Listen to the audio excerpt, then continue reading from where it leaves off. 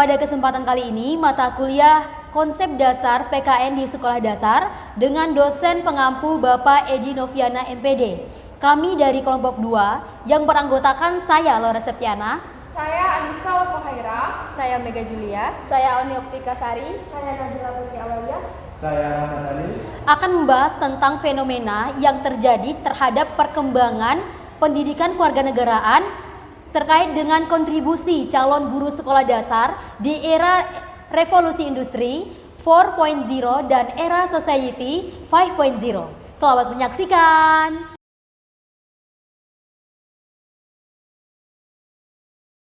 Guys, kalian tau gak sih baru-baru ini ada video viral yang parah banget sih, kalian harus lihat.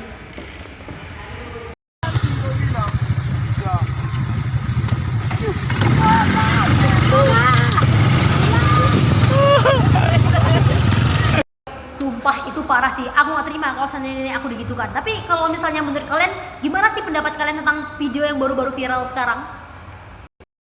Parah sih, kalau aku gak setuju kali sih. Dari video itu aja udah nampak banget nggak sopan, nggak ada sopan santunnya, mana mereka pakai baju sekolah lagi.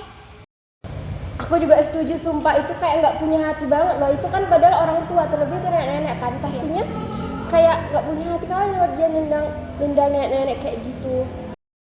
Aku juga nggak setuju sih, soalnya kan mereka tuh kan masih siswa, belum sepantasnya juga bawa motor, dan lebih juga mereka tuh kan masih berpakaian siswa, dan kayak gitu juga kan mencemari status atau citra baik sekolahnya. Berarti rata-rata dari kita banyak yang kontra ya terkait dengan apa yang dilakukan anak-anak tuh sama neneknya. Ya nggak setuju dong kan kalau misalnya nenek kita digutuin, apalagi tadi juga kata Oni belum sepatutnya mereka bawa motor kan. Iya. Tapi ada nggak sih dari kalian yang punya pendapat lain dari fenomena kayak gitu? Kalau menurut aku ya, itu tuh memang nggak baik. Tapi kan itu tuh bisa aja kan dari faktor media sosial. Kayak dia tuh banyak ngeliat film-film action atau video game kan sekarang banyak kan yang kayak gitu. Kayak ada adegan sliding-slidingan, tendang-tendangan.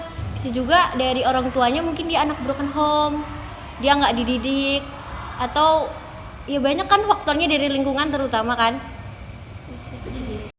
Kalau menurut aku ya, mohon maaf nih, mungkin nenek tersebut bisa dibilang ODGJ lah gitu kan. Mungkin di lingkungan dia nenek tersebut udah biasa diperlakukan seperti itu. Tapi menurut orang luar kan itu tidak pantas, karena kita cuma melihat dari sepenggal video saja kan, kita nggak tahu kejadian aslinya kayak mana.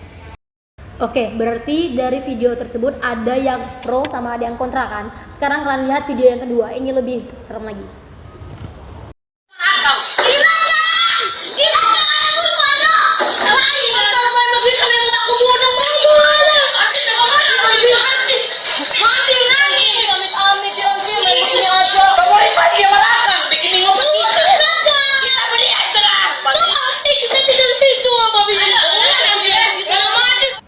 Kalau menurut aku ya, itu tuh karena orang tuanya nggak tegas, kayak nggak ngasih jadwal main game gitu loh. Aturan kalau dia ada jadwal main gamenya, dia tuh nggak akan kelamaan, nggak akan marah-marah, terus ujung-ujungnya nendang ke kursi, berantem sama saudaranya. Kan daripada main game kayak gitu, mending dia belajar kan. Iya, tapi kan nggak melulu harus belajar gitu. Pastinya anak tuh juga pengen main game gitu, biar nggak mumet untuk belajar terus. Kan juga gadget sama anak-anak itu kan udah menyatu kayak kebutuhan primer. Tapi kan nggak harus main HP terus, perlu ada bagi waktu mana harus belajar, mana harus main game. Kan kalau lebih lagi dari usia-usia kayak gitu, otaknya tuh kan misalnya kalau kecanduan itu tuh terus menerus main game, itu kan ngaruh juga ke otak sarafnya gitu. Ya walaupun udah ada bagi waktu, tapi kalau orang tuanya nggak tegas, masa iya kita nyalahin anaknya? Harusnya juga disalahin dong orang tuanya. Kayak mana dong? Ya tapi nggak kayak gitu dong, masa marah-marah sampai nendang-nendang kursi. Di dalam video aja itu orang tuanya cuma ngelerek kayak, masa iya disalahin sih ya? Oke, Ya kan? cukup. Tunggu. Kita stop sampai di sini. Aku ngerti gimana perasaan kalian, tapi apa yang harus kita lakukan biar video-video viral atau video-video yang seharusnya tuh yang naik itu yang nggak bagus biar nggak kejadian lagi? Apa yang harus kita lakukan sebagai calon guru gitu kan, sekolah dasar terlebihnya, supaya kejadian-kejadian yang nggak bagus itu nggak jadi lagi. Itu yang sekarang kita fokuskan. Setuju? Setuju. Oke.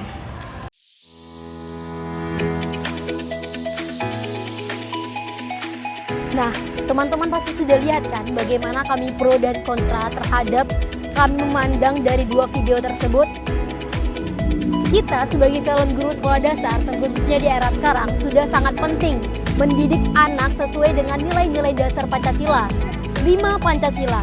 Nilai-nilai dasar Pancasila ini sesuai dengan sila kedua, kemanusiaan yang adil dan beradab. Nah, nilai-nilai adab ini yang harus diajarkan, ditanamkan betul-betul kepada peserta didik agar benar-benar peserta didik itu paham bagaimana beretika, bagaimana bertutur sapa terhadap orang yang lebih muda, terhadap orang yang lebih tua dan teman sebayanya, agar mereka itu bisa memilah, memahami, serta menjalankan bagaimana implementasi nilai-nilai dari 5 dasar Pancasila. Benar Telur, apalagi di sini juga perlu penanaman nilai dan moral, terutama itu di lingkungan sekolah ataupun masyarakat dan juga lingkungan keluarga, karena di sini pembentukan nilai dan moral ini juga akan membentuk karakter seorang anak ataupun juga seorang siswa. Benar tuh. Banget tuh. Apalagi sekarang ada kurikulum merdeka yang dimana di situ ada pengembangan profil pelajar Pancasila. Di situ kan dimasukkan juga nilai-nilai Pancasila yang harus dikuasai oleh peserta didik. Berarti dari profil pelajar Pancasila ini kita lebih mendalami lagi ya nilai-nilai Pancasila, supaya kejadian dari berita tersebut nggak terjadi lagi.